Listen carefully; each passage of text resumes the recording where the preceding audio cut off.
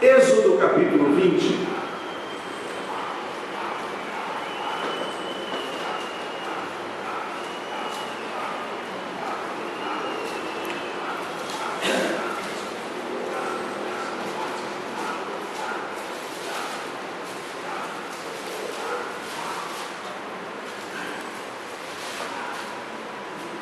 Êxodo capítulo 20,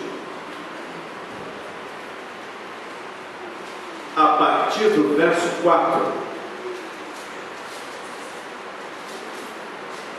Não farás para ti imagem de escultura, nem semelhança alguma do que há em cima nos céus, nem embaixo na terra, nem nas águas debaixo da terra.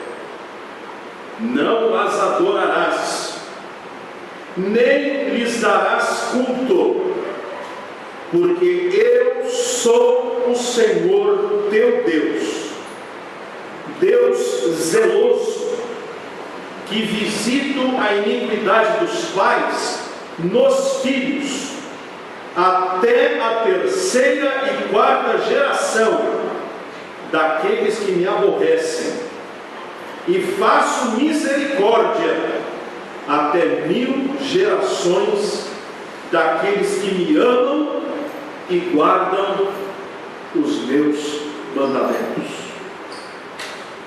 Maria foi à feira, e chegando a uma banca, havia um quadro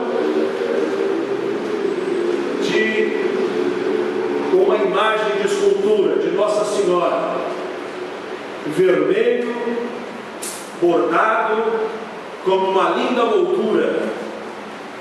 Maria era crente, e ela olhou e disse: que linda esta obra de arte, vou comprá-la para decorar a minha sala. Mas um pregador do Evangelho estava ali próximo, e a conhecia, e ouvindo-a falar sobre comprar a obra de arte para embelezar a sua sala, foi até ela e disse: como, irmã Maria, eu não entendi. Sim, irmão, eu vou comprar este quadro de Nossa Senhora para embelezar a minha sala. Ele olhou bem para ela e disse: mas, irmã Maria, conquanto seja de fato um quadro muito bonito, a irmã se lembra do que a palavra de Deus diz? Disse ela: ah, não importa, não vou comprar para adorar, vou comprar como uma obra de arte. E ele disse: irmã Maria, a palavra de Deus diz: não farás, não as adorarás, não terás. Ela não dá para a irmã a permissão de pendurar este objeto como obra de arte apenas pela arte. Ela disse: mas Deus sabe a intenção do meu coração. E então este irmão disse a ela: irmã Maria, havia um homem que passava em frente ao hospital todos os dias, e para cortar caminho, ele passava por uma área onde havia uma placa: risco de contaminação por radiação de raio-x. Era uma área segura, mas com o uso do equipamento, ficou uma parte descascada, e um pequenino vazamento de radiação passava por aquele caminho por onde este homem cortava para poder chegar antes no seu destino. Ele passou um dia, uma semana, um mês, um ano, 8 anos. A sua barriga inchou de repente, E quando chegou ao médico, ele estava com um tumor gigantesco e ouviu a trágica mensagem: o senhor vai morrer. O seu câncer já se esparramou por todo o seu corpo. Mas me diga, ao que o senhor se expôs para que um câncer tão ruim, tão bravo, lhe acometesse? Ele disse: nada. Ele disse: por onde o senhor andou? Ele disse: eu só ia para o meu trabalho, passava por aqui. Por onde o senhor passava? Eu passava por aquele corredor do departamento de raio-x. Ele disse: o senhor não viu uma placa dizendo risco de contaminação? Ele disse: eu vi, mas passar um dia não faz mal. Ele disse: meu senhor, este câncer é fruto da sua má escolha. No seu entendimento, esta pequena concessão que o Senhor fez, trouxe-lhe como consequência esta enfermidade incurável. E então esse irmão olha para a irmã Maria e diz assim: irmã Maria, a palavra de Deus diz: não farás imagem de escultura, nem semelhança alguma do que é em cima no céu, nem embaixo da terra, nem nas águas debaixo da terra. Não as adorarás, não lhes prestarás culto. A Bíblia não lhe abre a possibilidade de tê-la em sua casa como obra de arte. Se a senhora a tiver, lembre-se, a senhora abriu uma brecha e não poderá reclamar das consequências do juízo de Deus sobre a sua vida. E não sou eu que estou dizendo, é a palavra de Deus que assim o diz. Esta palavra deste irmão evangelista não serve apenas para a brecha da idolatria. Há crentes que andam com Jesus Cristo pendurado no pescoço. Há crentes que têm pendurado na sua casa obras de idolatria. A palavra de Deus diz: não terás. Mas nós abrimos concessões que podem ser o risco que nós não precisávamos correr se obedecêssemos essas escrituras sagradas. Mas não é apenas isso, porque a brecha funciona não apenas para a idolatria, mas para aquelas pequeninas coisas que nós achamos que não vão fazer mal para a nossa vida. Exemplo delas, quando nós começamos a julgar a palavra de Deus como relativa e não como verdadeiramente determinante para o nosso comportamento. Ou seja, Deus está vendo a minha intenção, eu não preciso cumpri-la. Isso é uma brecha, porque a palavra de Deus jamais disse que Deus olha para a intenção, Deus olha para a obediência. Cristo disse: aquele que me ama guarda os meus mandamentos. Há pessoas que fazem do seu corpo objeto de culto, onde vivem para cultuá-lo, para cuidar dele, não na necessidade de saúde, mas numa vaidade estética sem limites, a ponto de injetar no seu corpo substâncias que o tornam belo e degenerado, a ponto de matar-se por causa da beleza. Há pessoas, e principalmente nesta geração que está com 20, 30 anos, cuja pele foi tratada como um papel, rabiscada pelos tatuadores. Há pessoas que têm tantas tatuagens no seu corpo que é difícil ver algum pedaço em branco que ainda lembre que ele não é uma folha de papel carbono, que ele é um ser humano. A palavra de Deus diz que o nosso corpo é templo do Espírito Santo e como tal deve ser tratado com limpeza e não tratado como papel. O nosso corpo não é para receber tinta e letras, é para receber santidade e cuidado.